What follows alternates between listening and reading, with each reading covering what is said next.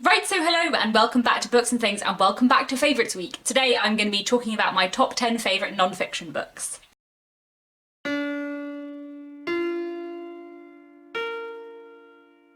So I did not talk about my favourite non-fiction books when I last made a Favourites Week a year and a half ago, but I thought I would do so today because there are a lot of non-fiction books that I love. I'm not someone who reads a ton of non-fiction, but I do read a bit and I really like it. Most of the things on this list are literary criticism or history books because that is the non-fiction that I read. So at number 10 I have SPQR by Mary Beard. This is a fantastic book that is a history of ancient Rome, but it is a really nice mix of like political and economic, social and cultural history of Rome, because I often find that histories of ancient Rome are very like political and event driven and don't talk very much about people across a wide range of classes, which is partly because of like the limited sources we do have because ancient Rome was a very long time ago. But Mary Beard does a fantastic job at looking at a really wide range of things and a really wide range of people. I think it's such a fantastic history book. I listened to it on audiobook and that was really good, and it's one I'd like to listen to again in the future.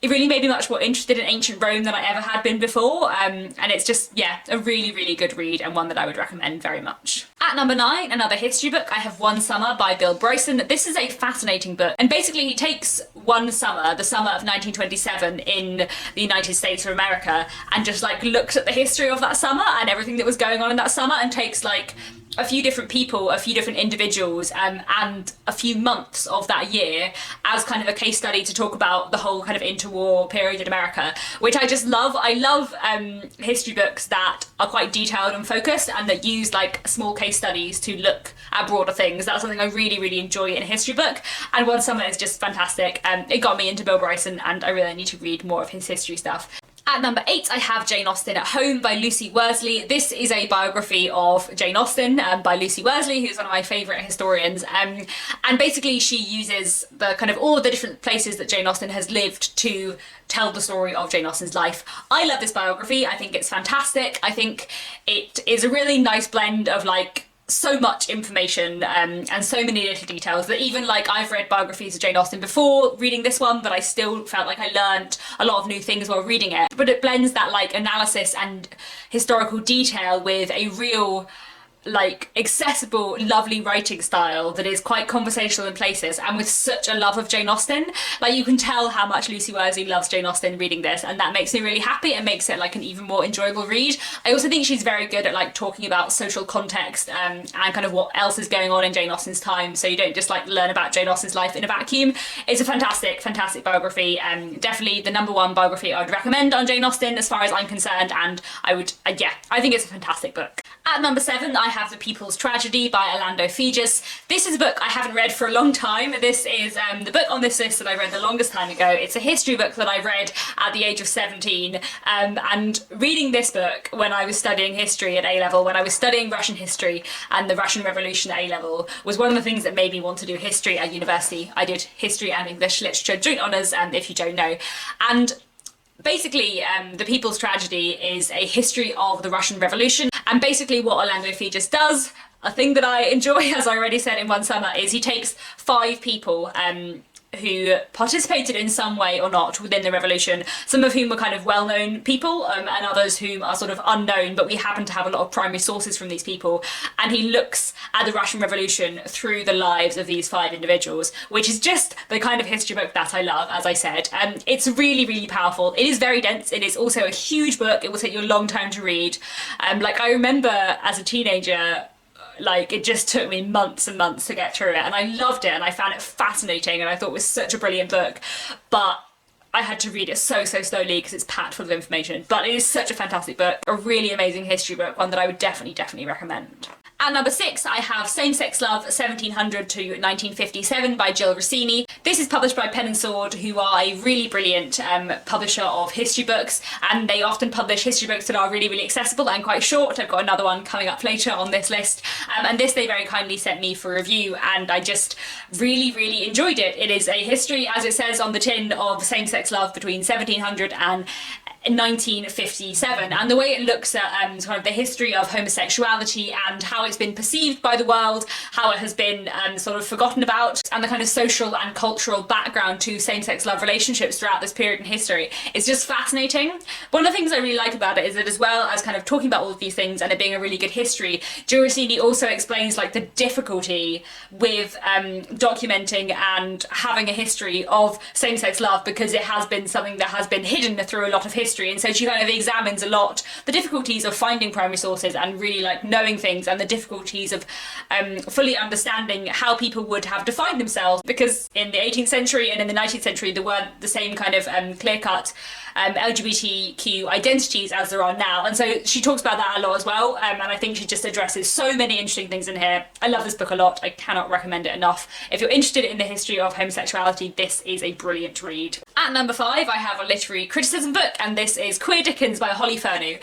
This is a really interesting book. I read this for my undergrad dissertation at university. I wrote my dissertation on how gender changes over time in the works of Charles Dickens, from his early works to his later works, and I read a lot of secondary resources for this dissertation. I read like, I don't know, 20 books or chapters of 20 books on Dickens and gender, and this is the one that stayed with me the most, to the extent that I went and bought it afterwards, even though I had originally read it in the library, because I found it so fascinating. Basically, she looks at the work of Dickens through the lens of queer theory. She talks about a lot of characters within Dickens's novels that from a modern perspective it's very easy to read as gay, but along with that she also talks about how Dickens's books are kind of like a protest against conventional Victorian family structures, because it is very, very rare in a Dickens novel to have a family that consists of two parents and their biological children. Like, a lot of families in Dickens novels are surrogate families, and some of those surrogate families consist of two parent figures that are of the same gender,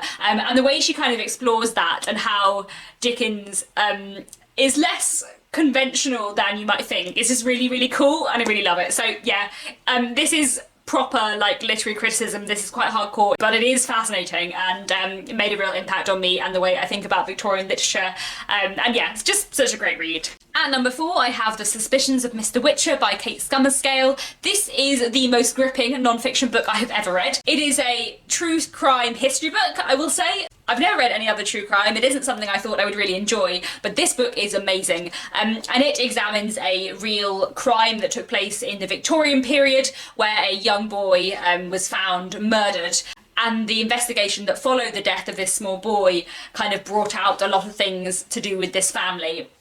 What I love about this book is that Kate Skummerscale uses this case study to explore Victorian society as a whole, and to explore Victorian ideas about crime, about family, about complex family relationships, about kind of privacy, and what should or shouldn't be explored, about attitudes towards sort of gender and women, attitudes towards the body. Like, there's just so many things in this book that it explores through this case study, which is, as I have said, the kind of history that I like, sort of micro going out to macro, and this book is just amazing. I would really, really highly recommend it if you're interested in the Victorian period, even if you don't think you're going to love true crime, because I didn't think that I would love a true crime book, but actually this is fantastic, and it is more of a history book than it is a true crime book, though it is also sort of a true crime book, if you see what I mean.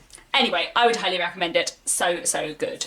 At number 3 I have How to Be a Victorian by Ruth Goodman. This is a really brilliant history book about the Victorian period, and it's full of a lot of exploration of daily life in the Victorian period, which is something I love. I do find like political history interesting, but the thing that I find the most interesting is like social and cultural history and how people lived in their everyday lives, and this book contains a lot of it. The way it is structured kind of like goes through the day, as it were. So it starts off, the chapters are like getting up, getting dressed, a trip to the privy, personal grooming, morning exercise, breakfast, etc. And it's just brilliant. It's really, really accessibly written as well, which I really, really like. Ruth Goodman's writing style is very, very conversational. She also has at various points in her life sort of like lived as a Victorian, so every now and then she'll be talking about corsets and be like, and then the month that I wore a corset, this is how I felt, which I just find quite fun as well. Yeah, I would highly, highly recommend this if you're interested in the Victorian period. It is a great read. At number 2, I have Elegant Etiquette in the 19th Century by Mallory James. This is a brilliant non-fiction book that I love. This is another one, I suppose, about sort of 19th century culture, which is something obviously I find very interesting. And specifically this is about sort of etiquette and how you were supposed to behave in the 19th century, and how sort of people were supposed to behave, and how people were supposed to behave might have differed to how people actually behaved is something I'm really, really fascinated in. And this is just such an interesting book, and I feel like it was one of those books that was just like waiting for me and that I really wanted to get my teeth into, and that I found fascinating and also kind of enhanced my reading of a lot of 19th century fiction. This book is written wonderfully. It's really, really funny and really entertaining. It's also very, very educational and very, very accessible to read. Like at the end of every chapter there's little like summing up of everything that's been talked about so far. But the thing that I love best about this book that I think is really important to talk about is that it talks a lot about how etiquette and how people were supposed to behave changed over the course of the 19th century and how it differed between rural and urban areas. And quite often when I read histories of the 19th century, especially histories of the Victorian period, people write like 1840 was the same as 1890, and people write like people behaved in the towns the same as they did in the country, and that's not true. Like there were so many divisions between urban and rural areas in the Victorian period, and also the Victorian period was really long. A lot of things changed over that time period, and what I love about Elegant Etiquette in the 19th century is that it really explores how things changed over the whole course of the 19th century in terms of how you were supposed to behave, and it's really like it never treats the 19th century or the Victorian period, being a smaller section of the 19th century, as a homogeneous time period, and I love that because that is not found in every history book. And yeah, this is fantastic. Another one published by Pen and Sword, and I would highly recommend it. But at number 1, my favourite non-fiction book is What Matters in Jane Austen by John Mullen, another literary criticism book. This is amazing. I love Jane Austen a lot, as you know, and this book is a work of literary criticism which examines various like patterns and motifs that you get through the whole of Jane Austen's books, and kind of talks about what they might signify and how they matter. So it's kind of phrased in sort of thematic questions such as: how much does age matter? What do the characters call each other? Why is the weather important? Do we ever see the lower classes? When does Jane Austen speak directly to the reader, etc. So there's kind of 20 puzzles, John Mullen refers to them as, and he kind of traces patterns throughout the whole of her work. There are a lot of things that I love about this book, and a lot of reasons why I am saying it is my favourite non-fiction book. One thing I love about it is that it is really, really accessible and so readable. Like, this is the most readable work of literary criticism I have ever read. It is so readable and enjoyable and just so much like fun to read if you love Jane Austen. Another thing I love is that John Mullen talks about Jane Austen's body of work as a whole, and he talks about all of her novels and kind of contrasts and compares them, and talks about Lady Susan and some of her shorter works and Juvenilia as well, which I really, really love because they're very neglected. And I like the way he traces patterns through the whole of Jane Austen's work, because I'm someone who really enjoys looking at an author's kind of body of work as a whole. It's one of the reasons why I did my dissertation on how Dickens's presentation of gender changes over time. They wouldn't let me at university write on all 14 of his books, which I really wanted to do, but they did allow me to write about 7, so I got one like every other Dickens book, as it were. And one of the reasons why I wanted to do that is because I love spotting patterns throughout an author's work and seeing how certain things are presented in different books, and not just viewing an author's like one novel in isolation. It's something I really, really enjoy, and it's something John Mullen does so well here. It's also fascinating, like he made me think about so many things that I'd never thought about before. And you know, there are points he makes about books that I have read like 5 times, which I just never noticed. For example, in Persuasion, Captain Benwick never speaks. Did you know that? If you've read Persuasion, did you notice he never speaks? He never has direct dialogue, and we're just sort of told that he said something, but there's no like actual quoted dialogue from him. And I had read Persuasion like 3 times, I just never noticed that, and it's so interesting. Like, there's so many little details like that that John Mullen really looks at, and I think he's fantastic as a literary critic for looking at small things and tracing them sort of through a novel or through a whole chunk of novels and looking at what they mean. And he never like extrapolates to try and suggest that Jane Austen is like making a huge sweeping political statement, which I have read other critics of Jane Austen do. Instead, he focuses, as Jane Austen does, on details and what they tell us, which I love a lot. So yeah, those are my 10 favourite non-fiction books. I hope you found this video interesting. Please let me know down in the comments if you've read any of these and what you thought of them, and also let me know what your favourite non-fiction book is. I would love to know. And there we have it. That is the end of Favourites Week. There will be a little video up tomorrow, just like a wrapping up Favourites Week, and with a little bit of another 10,000 subscriber announcement thing. So look out for that tomorrow. But in the meantime, thanks very much for watching, and I'll be back tomorrow with another bookish video.